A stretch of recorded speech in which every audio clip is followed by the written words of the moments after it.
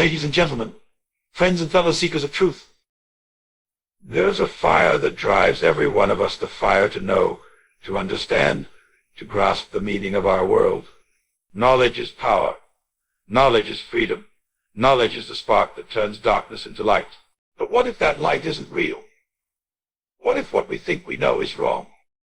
Beware of false knowledge. It is more dangerous than ignorance. Ignorance is simply not knowing.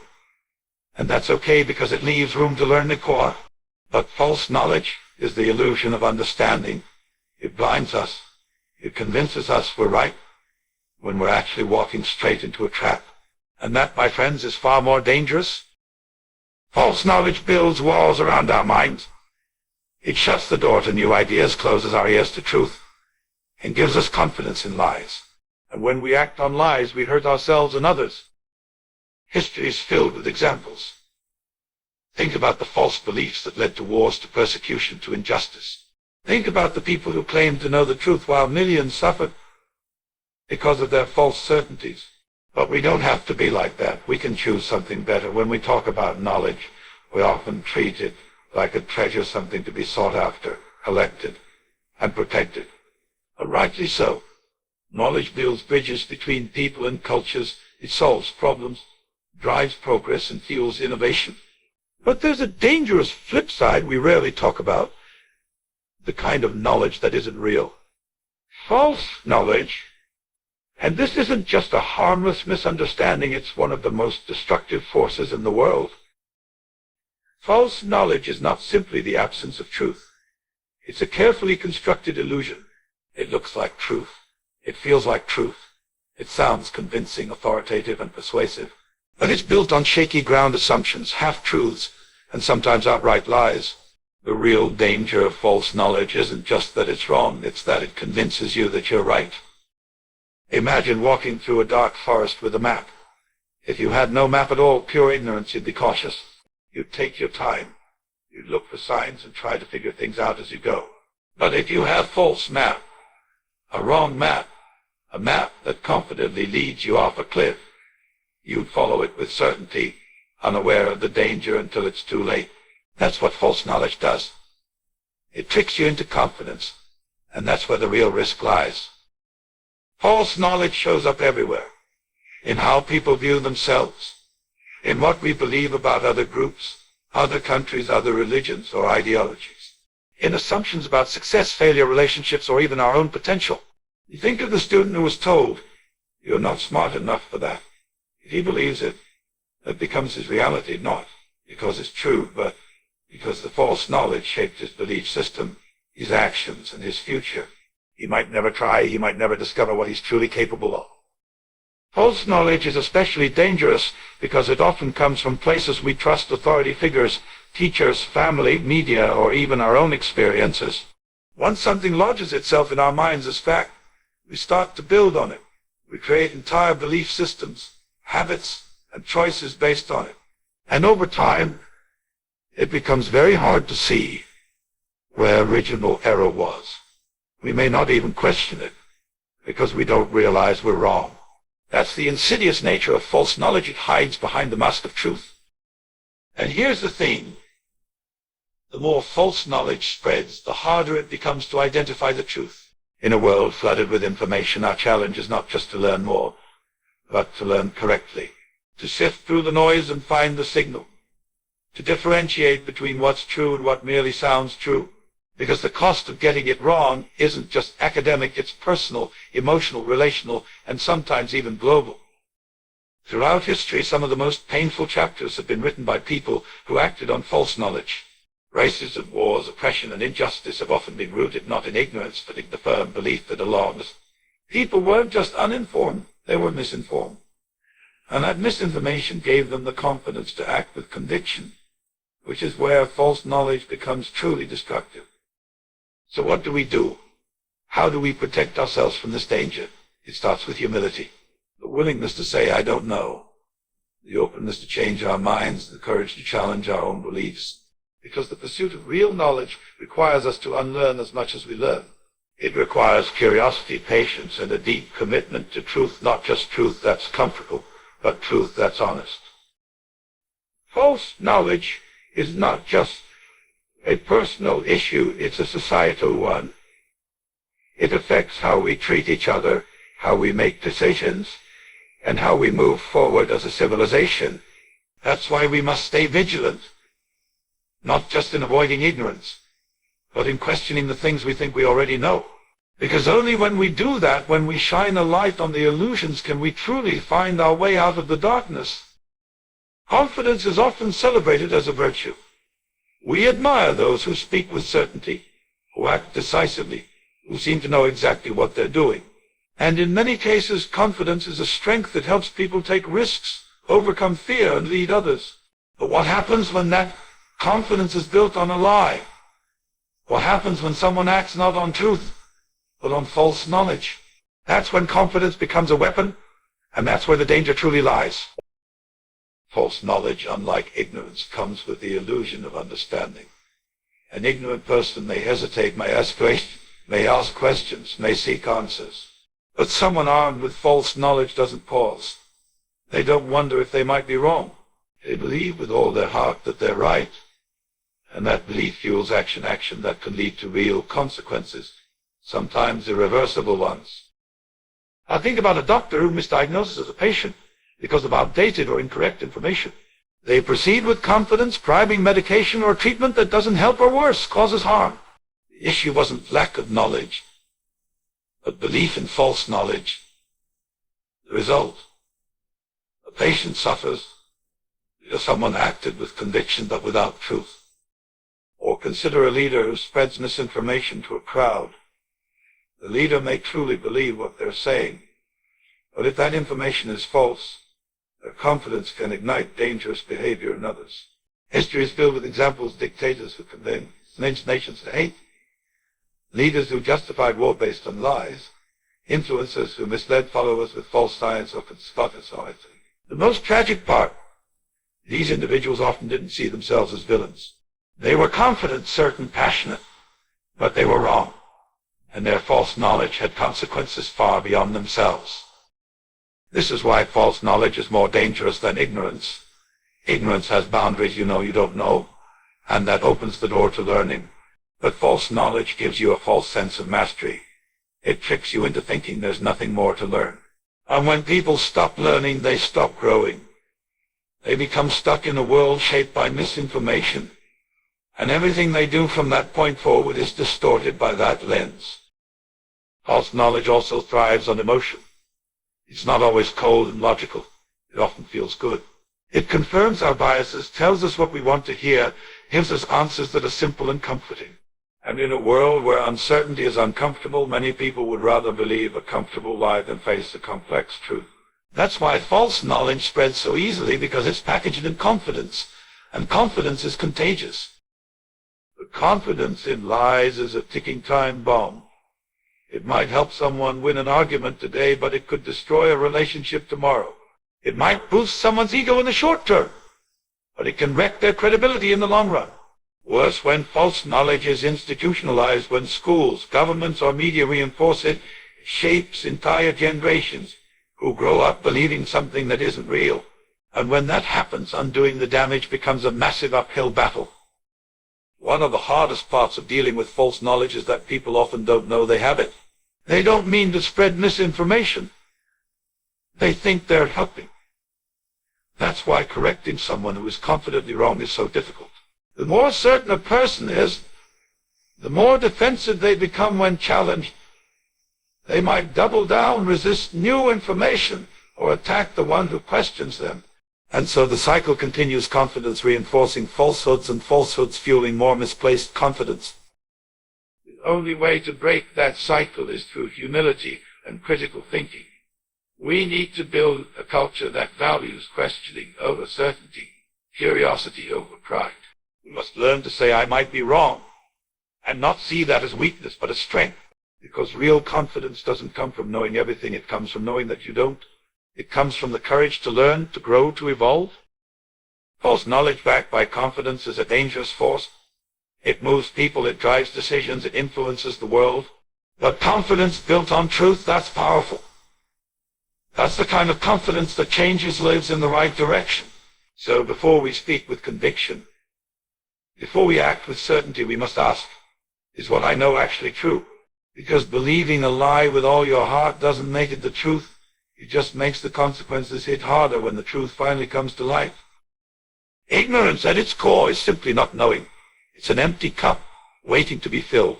While ignorance can be frustrating or limiting, it has one redeeming quality: it leaves room to learn. An ignorant person, if humble and open, can seek truth as questions and grow. But false knowledge is a different kind of enemy. It isn't just about not knowing, it's about believing that you do. And that belief becomes a wall, not a window. It resists correction, deflects truth, and closes the mind. This is what makes false knowledge far more dangerous than ignorance. Ignorance has the potential to evolve. A person who knows they don't know something is far more likely to seek out information, to be curious, to listen. But someone who thinks they already know has no reason to ask questions. Why would they? In their mind, the case is closed. They've already arrived at the answer. And that, tragically, makes growth nearly impossible. False knowledge hardens the heart against new insight. It wraps itself in pride, in certainty, and often in ego. It becomes part of one's identity. Challenging false knowledge doesn't just feel like an intellectual disagreement, it feels like a personal attack. And so people defend their false ideas not with reason but with emotion. They double down. They become defensive, and it traps them. They trap themselves deeper in illusion. Take, for example, a person who grew up being taught that a certain group of people is inferior. This false knowledge may have come from culture, family, or tradition. Over time, it embeds itself so deeply that the individual no longer questions it, they simply believe it. And when confronted with facts, evidence, or real-life experiences that contradict their belief, they may reject it, not because the truth isn't compelling, but because false knowledge resists correction. It takes humility to admit you are wrong. And the more tightly someone holds on to their false ideas, the more painful that admission becomes. Another example can be seen in the world of science and medicine. There have been times throughout history where the dominant knowledge was actually wrong beliefs, like the own, or that illnesses were caught, or by bad air rather than germs. Once people believed in these ideas strongly enough, they didn't question them. And because they thought they understood the world, they stopped looking deeper. That false knowledge delayed real progress. It wasn't until someone dared to challenge the accepted truth that science could move forward. Today, in the age of the internet, false knowledge is everywhere, and it's louder than ever. Social media has made it easy for anyone to share ideas, regardless of whether those ideas are true. A single piece of misinformation, once shared confidently and emotionally, can spread like wildfire. And because people tend to trust what aligns with their pre-existing beliefs, false knowledge can spread fast. The more people believe it, the more legitimate it seems. Before long, entire communities and societies can be misled. What makes this especially dangerous is how confident people become in what they think they know. They form echo chambers where their beliefs are constantly reinforced. Dissenting voices are blocked or ridiculed. The longer this goes on, the harder it becomes to pierce that bubble of false certainty. The mind becomes rigid, and a rigid mind cannot learn. But here's the good news. False knowledge, while dangerous, is not undefeatable. It can be unlearned. It takes courage, yes, and a willingness to admit mistakes. It takes people brave enough to say, maybe I don't know. It takes truth seekers who value growth over being right, and who are willing to examine their beliefs in the light of evidence and reason. This is why humility is not just a virtue, it's a necessity. A humble heart can say, I believed that once, but I've learned something new. A humble mind stays open. It asks questions. It listens. And that's where real wisdom begins, not in knowing everything, but in being willing to learn anything. False knowledge resists correction because it disguises itself as truth. It locks the door to understanding and throws away the key. But if we want to grow, to live fully, and to make wise choices, we must be willing to challenge what we think we know. We must replace false confidence with true curiosity. Because the greatest danger isn't in what we don't know, it's in what we think we do. In a world overflowing with information, one of the most important skills we can develop is the ability to question. Not just questioning others, but questioning ourselves, our assumptions, our beliefs, and even the so-called facts we've accepted but much thought. This isn't about doubting everything for the sake of it. It's about thinking critically and remaining aware that not everything we hear, read, or even believe is necessarily true. Questioning is a shield that protects us from being misled, manipulated, and misinformed. False knowledge thrives in environments where people don't ask enough questions. It depends on blind acceptance, on the comfort of certainty. When people don't challenge what they're told, when they don't dig deeper, lies gain power. They become embedded, normalized, and passed on. That's how false knowledge spreads, not necessarily through malice, but through passivity and trust without verification. Questioning breaks that cycle. It shines a light into the dark corners where false knowledge hides. It says, wait a second, how do we know this is true? Who said this? And what evidence supports it? That one moment of hesitation, that brief pause to reflect and investigate, can be the difference between being deceived and discovering the truth. It's not always comfortable, but it's necessary. We live in an age where misinformation can spread across the globe in seconds. A single post online, if emotionally compelling or framed with confidence, can be shared thousands of times before anyone checks its accuracy.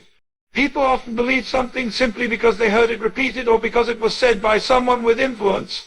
That's why developing a questioning mindset is more important than ever.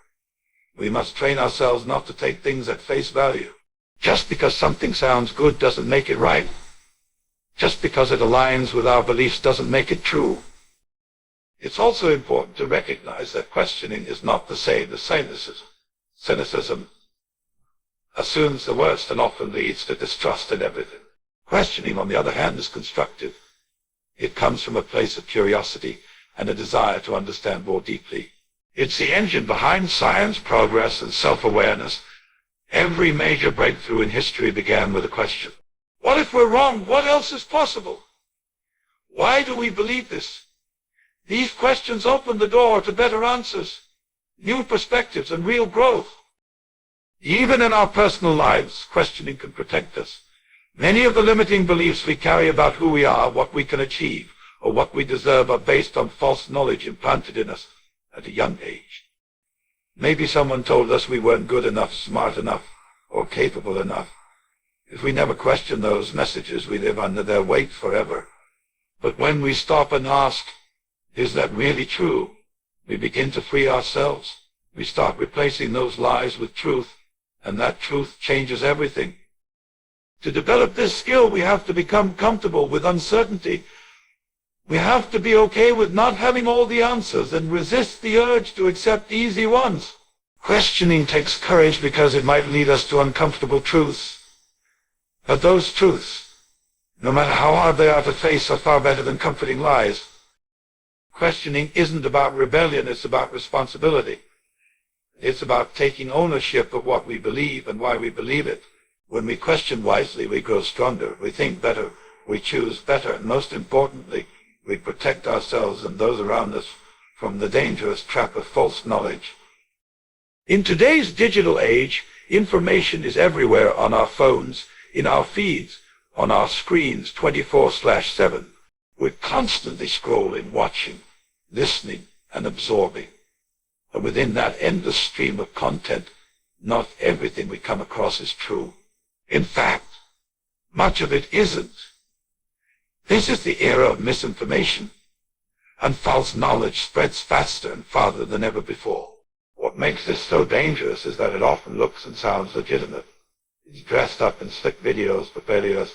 It doesn't wave a red flag that says this is a lie.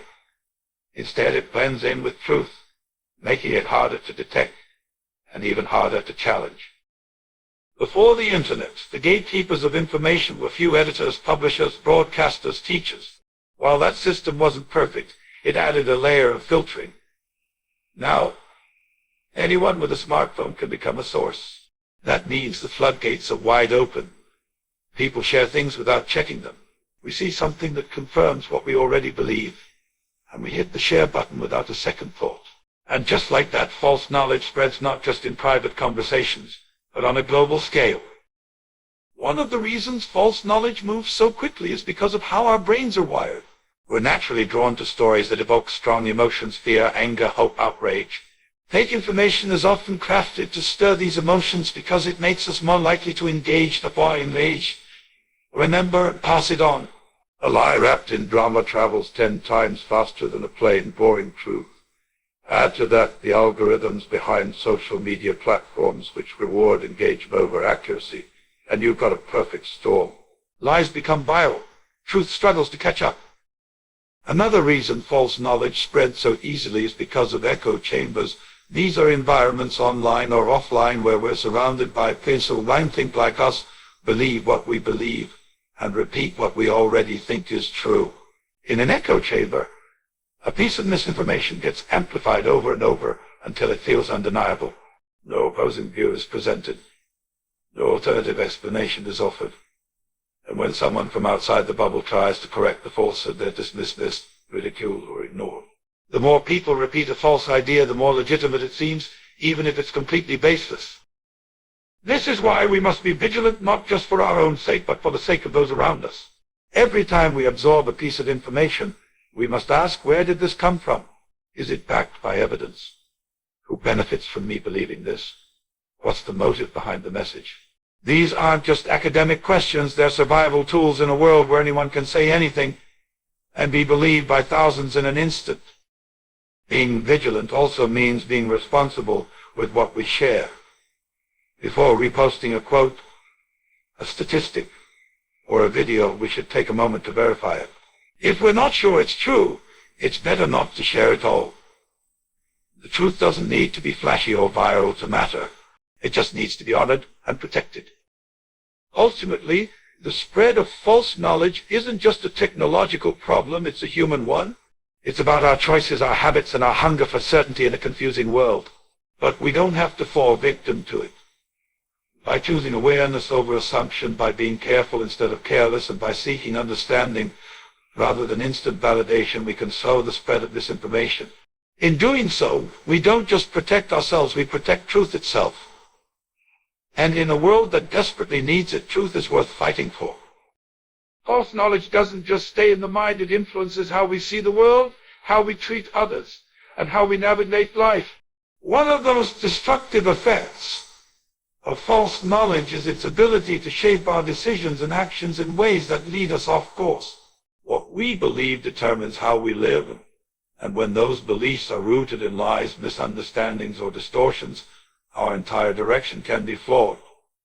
It's like programming a GPS with the wrong coordinates. No matter how fast we drive or how confident we are in our route, we're heading the wrong way. Every day, people make choices based on what they think is true. They invest money, vote, pursue careers, end relationships, or choose lifestyles, all based on their beliefs.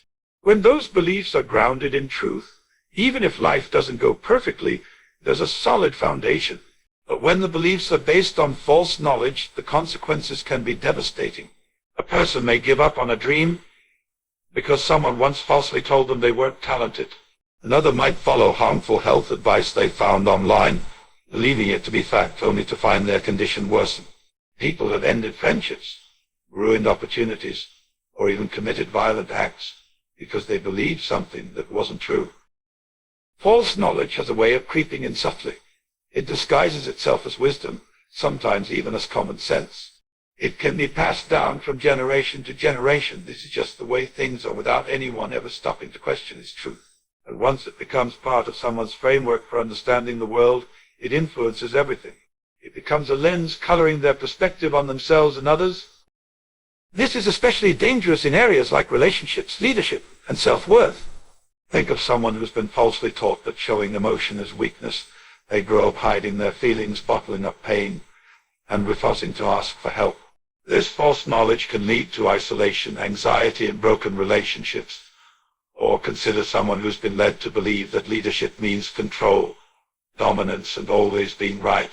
That person might create toxic work environments, pushing others away and making poor decisions because they've never learned the truth about empathy, listening, and shared vision.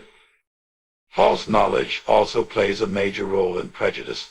When people are taught stereotypes, false generalizations about races, genders, religions, or cultures, they begin to act on them. They may avoid certain groups, treat others unfairly, or make assumptions without realizing it. These actions, though rooted in misinformation, have real-world consequences. They hurt people. They divide communities. They keep us from understanding each other. The false belief creates a false reality, and that reality becomes the framework for everyday life. Even in moments when we're trying to do the right thing, false knowledge can mislead us. We might give advice to someone based on what we think we know, only to find out later we led them astray. We may be trying to help, but when our foundation is shaky, our guidance becomes unreliable. That's why it's not enough to have good intentions. We must also seek truth. Because when our actions are built on lies, the damage can be worse than if we had done nothing at all. So how do we protect ourselves from this trap? We start by becoming more self-aware. We must be willing to examine our beliefs and ask ourselves, where did this come from? Is this actually true? Have I tested it or just accepted it? We have to surround ourselves with people who challenge us, not just agree with us. We need to seek out sources that are credible, diverse, and grounded in evidence. We must also be open to correction, not just from others, but from others. Being wrong is not a failure. Refusing to change is. Ultimately, the power of false knowledge lies in its ability to act unnoticed. But once we see it for what it is, we can take back control. We can stop letting lies dictate our lives. We can make decisions with clarity, not confusion. We can build a life that's grounded in truth, integrity, and wisdom. And when we do that, our actions no longer steer us into harm. They carry us toward purpose, toward peace, and toward the kind of life that reflects not what we thought was true, but what actually is.